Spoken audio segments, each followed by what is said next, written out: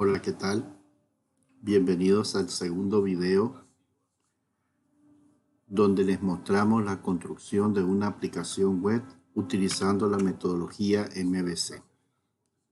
En el video anterior vimos cuál era la estructura de un proyecto MVC, vimos cómo se podía crear, las plantillas que se elegían y también vimos una sección que tenía que ver con las actualizaciones de las librerías. Sabemos que ahora existe un nuevo paquete llamado administrador de paquetes Nugget, donde cada librería puede ser incorporada a proyectos independientes de una solución o, en nuestro caso, a nuestro proyecto de MVC. También pudimos cargar la librería del Entity Framework, la versión 6.2, que es la que utilizaremos para la creación de nuestra aplicación. Entonces, para continuar con nuestro curso, lo primero que tenemos que hacer es irnos a la carpeta Models, que es la carpeta donde va a contener el modelo de nuestra aplicación. La señalamos, le damos clic y podremos hacerlo con el clic derecho, decirle agregar y luego especificar nuevo elemento. Como en este caso nosotros lo que pretendemos agregar es una clase, entonces le podemos decir directamente que agregue la clase. Una combinación de teclas para hacer esto un poco más rápido, y como ya es costumbre en el video anterior que las utilice ya, porque me parecen un poco más rápidas, aunque es gusto de cada quien, es el Shift Alt C. Cuando nosotros presionamos Shift Alt C, Visual Studio entiende que lo que deseo hacer es agregar una clase e inmediatamente me abre la ventana de selección de plantillas con la clase ya predefinida, class 1 como nombre.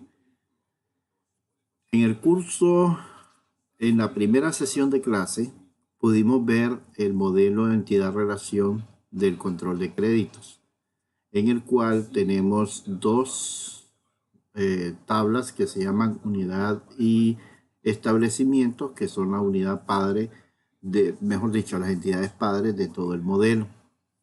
Luego teníamos la entidad empleado, que es el padre de la entidad créditos, ya que un empleado puede tener muchos créditos. Además, la entidad abono, la cual es hija de la entidad crédito. ¿Por qué? Porque se realizan los abonos por créditos y un crédito puede tener muchos abonos. Entonces se dice que crédito es padre de abono, o viceversa, que abono es hijo de crédito. Entonces, cada una de estas entidades que vimos en el curso, en la primera clase del curso, se convierten en una clase. Entonces, nosotros vamos a construir una clase por cada entidad del modelo. En nuestro caso, tenemos 5 entidades, por lo tanto, tendremos que realizar 5 clases. Entonces, comencemos con la de unidad. Cambiamos el nombre aquí y decimos unidad. Especificamos la U en mayúscula y en singular el nombre de la entidad. Damos Enter y él nos agrega un archivo CS donde se encuentra una, podríamos decir, plantilla de cómo trabajar la clase que estamos definiendo en ese momento. Entonces, lo primero que tenemos que hacer es referenciar las librerías que vamos a utilizar en nuestra aplicación. Hay 3 librerías que son las que tenemos que referenciar en cada uno de los archivos de nuestro CS. Y lo vamos a hacer de manera tal que quede reflejado de forma automática en nuestro cerebro estas 3 librerías. Aunque yo soy muy enemigo de la memorización, hay pequeñas partes que sí es necesario memorizar, pero que tenemos más bien que ver cuál es la secuencia que se sigue durante una creación. Entonces, aquí en la parte de los using o la sección using, nos vamos al final, damos un enter para mantener la línea blanco de por medio y agregamos las 3 librerías. La primera librería es using system.data. Perdón, voy a volver a escribir. Using system.data, ¿verdad? .entity. Esa sería nuestra primera librería a referenciar. La segunda es using system.component model. Me volví a equivocar, perdón. Using system.component model. Ahí está, ahora sí. Data annotations. Esa sería la siguiente librería. La tercera vendría siendo using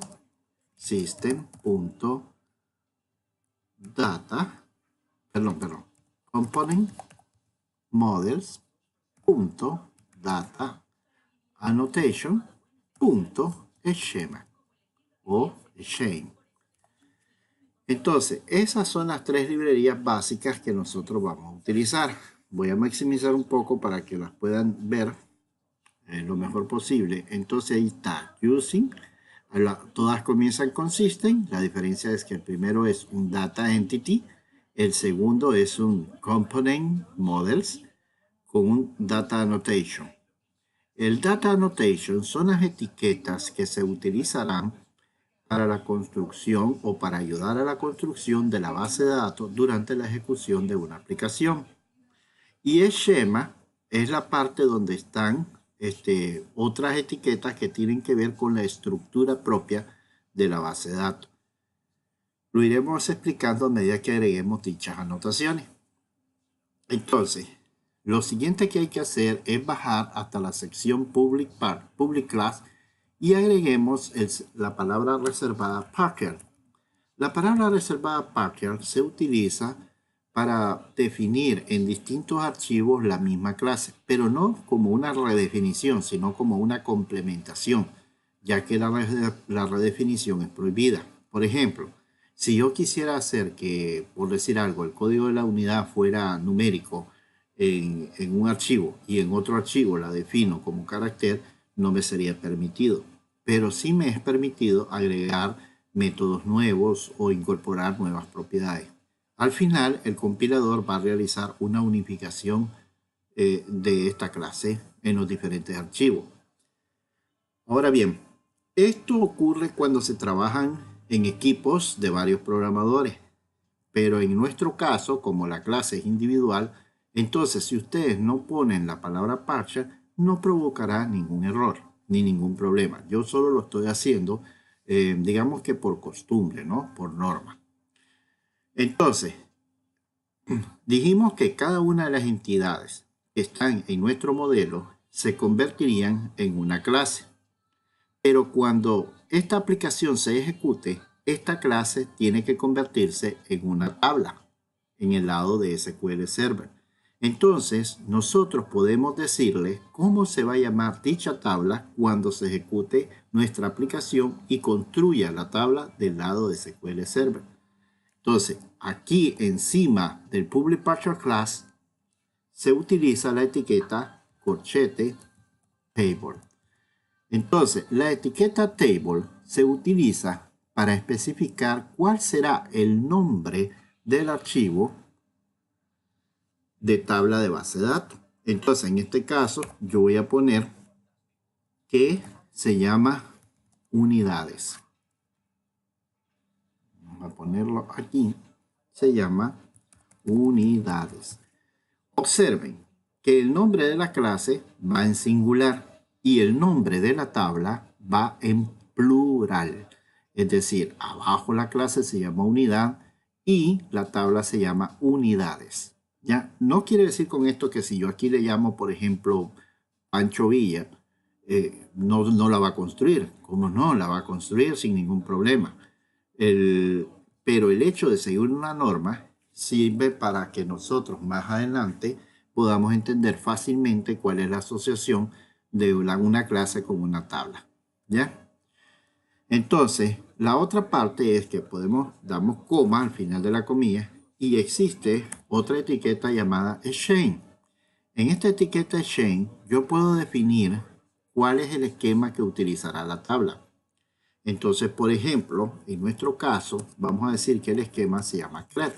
Y entonces, cuando él construya esta base de datos, esta tabla en la base de datos de SQL Server, entonces él pasará a llamarse CRED.unidades.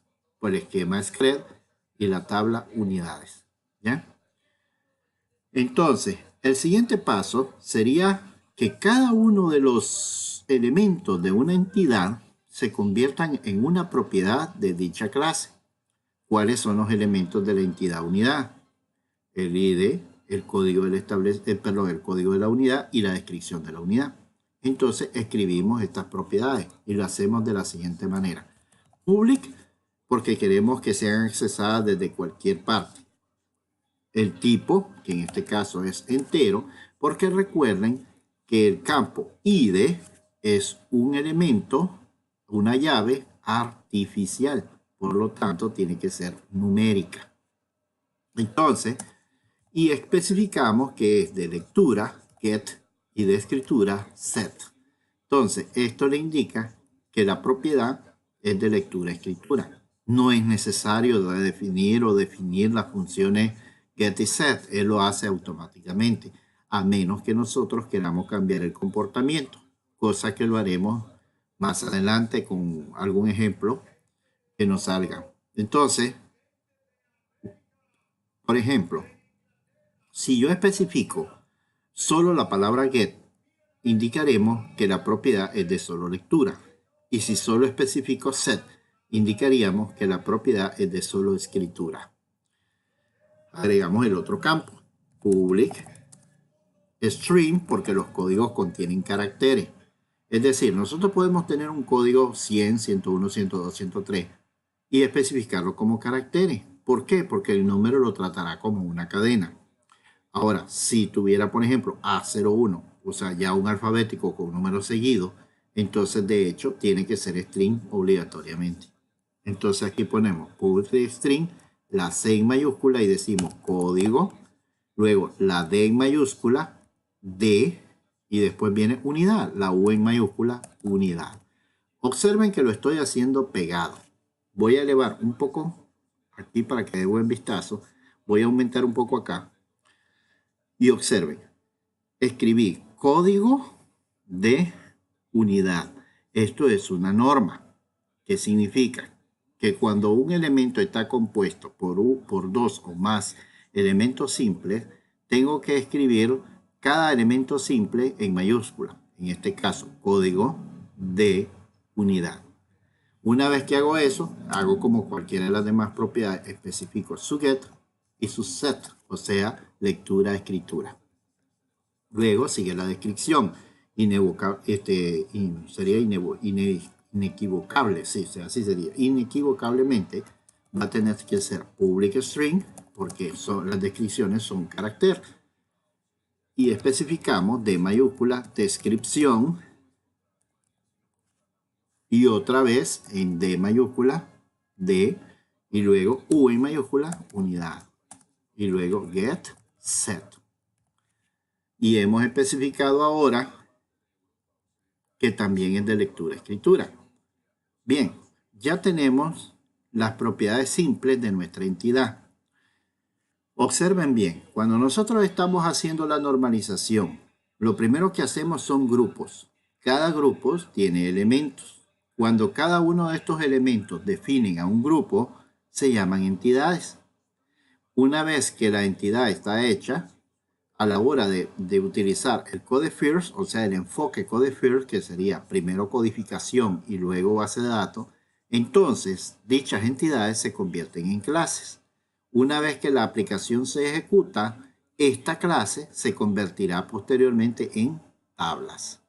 Entonces, anteriormente, cada elemento le llamábamos, valga la redundancia, elemento de la entidad. Cuando ya lo hacemos clase, decimos propiedades. En este caso, el ID, el código de la unidad, etcétera, se llaman propiedades. Una vez que se construye la tabla del otro lado, entonces estos mismos elementos que después pasaron a ser propiedades, pasan a llamarse después atributos, ¿ya? Entonces, una vez que ya hemos definido, aquí solo le hemos dicho cuál es la clase, cómo se llama la tabla de esa clase y hemos dicho cuáles son las propiedades de esa clase. Pero no hemos especificado nada más que eso. Entonces, ahora necesito indicar que este ID que la propiedad ID es una llave principal o una llave primaria. Entonces, para eso se utiliza la etiqueta key. Entonces, OK, como se escribe, entonces doy un enter y las etiquetas deben de ser escritas siempre antes de la línea donde está definida la propiedad. Entonces escribimos acá key. Entonces voy a ponerlo en maximizado y podrán observar la etiqueta key debajo, o mejor dicho, encima el key y debajo la propiedad ID. Esto es lo único que haremos con ella. Con esto ya de hecho se sabe que es obligatorio. Entonces veamos la otra parte. Viene la parte en la que yo tengo que definir ahora la propiedad código de unidad. Entonces, en la propiedad código de unidad, yo necesito especificar, por ejemplo, es obligatorio escribir el código de la unidad. Entonces, doy enter y arriba de la propiedad código de unidad, especifico la etiqueta required o require. Entonces, esta etiqueta se utiliza para especificar que la propiedad que sigue debajo de él, o sea, el código del establecimiento, es obligatoria. ¿Ya? Él va a mandar un mensaje de error dependiendo del explorador, por ejemplo, fear is required y cuestiones así. Pero cuando yo quiero mandar mi propio mensaje de error, abro un paréntesis después de required y entonces escribo el parámetro error message. Y entre doble comilla especifico el error. Entonces le digo el campo, para que el nombre del campo me aparezca de forma automática sin necesidad de escribirlo yo, escribo llave 0 llave. Y luego pongo es obligatorio. Entonces, observemos. Aumento y veamos lo que dice. Ya, aquí tenemos especificado la etiqueta required, después el error message con el mensaje de error entre comillas personalizado. Una vez que ya hice esto, yo puedo especificar más condiciones. Por ejemplo, puedo indicar que la longitud máxima que va a tener mi código es de 3 caracteres y que aparte de eso quiero que se escriban los 3 caracteres de forma obligatoria. Es decir, si yo digo que A01, no voy a permitir que exista un código que diga 01 nada más o A0. No lo voy a permitir. Obvio, esto es requerimiento propio de cada proyecto. Pueden haber proyectos donde no es necesario especificar esto, pero para cuestión metodológica, para cuestión pedagógica sería mejor la palabra, voy a mostrar la siguiente etiqueta. Se llama string length. String length, y entre paréntesis se especifica cuál es la longitud máxima, 3. ¿Cuál sería entonces la longitud mínima? Tiene que ser 3 también. Entonces damos coma y buscamos minimum length. Y entonces en el minimum length especificamos 3. Aparte de eso, yo puedo mandar un mensaje de error y puedo decir coma y utilizo error message. Y entre comillas, perfectamente, voy a apartar este mouse, puedo escribir el mensaje de error que quiero. Entonces le voy a poner la longitud debe ser 3 caracteres. Y he especificado ya que el código tiene 3 caracteres y que aparte de eso es obligatorio. Bien, ¿qué pasa con la descripción? La descripción viene siendo básicamente lo mismo. Es decir, tengo que especificar que es obligatorio, porque yo no puedo tener un código sin una descripción. Y aparte de eso, también debo de especificar cuál va a ser su longitud mínima. Entonces, y aparte es obligatorio longitud mínima y longitud máxima. Entonces, tiene las mismas decoraciones que tiene el del código de la unidad. Entonces voy a copiarlo. Voy a dar un enter error aquí para mensaje que igual quede al debajo del campo código 0 y lo es podamos obligatorio. utilizar. String Entonces length 3 vamos a minimum length ponerlo igual a 3 error aquí de mensaje esta igual a la forma. longitud. Nos dirigimos ahora a realizar el cambio. Me van a disculpar un momento que se me atravesó esta tecla. Ahora sí. Ahora vamos de nuevo. Ahora sí. Entonces, en la parte de record no se toca porque el mensaje ya de hecho automáticamente pone el nombre del campo. Pero en la parte del máximo, nosotros vamos a especificar que tiene una longitud máxima de 50. Es decir, vamos a emitir una descripción con un máximo de 50 caracteres. Pero como longitud mínima, nosotros te podemos especificar 1. Y entonces él entiende que tiene que tener un carácter como mínimo. Ahora bien, esto no es necesario. ¿Por qué no es necesario? Porque arriba nosotros tenemos una etiqueta require que hace esto. Entonces, podemos perfectamente eliminar la propiedad minimum y dejar simplemente 50 y luego el mensaje de error. Como la longitud es 50, lo que tengo que hacer ahora es cambiar en esta parte cuál es el tamaño de mi aplicación, de mi carácter, o sea, 50 caracteres. Y de esta forma he concluido con la construcción de esta clase que después se convertirá en una tabla. Ahora, claro está que aquí nos hacen falta más cosas. Vamos nosotros a incorporar nuevas características. Pero para hacerlo, voy a pausar un poco el video y voy a agregar las tablas o las demás clases, porque sería un poco largo el video estar construyendo cada una de estas clases. Entonces voy a hacerlo y posteriormente regresaré para que continuemos con la segunda parte de este video.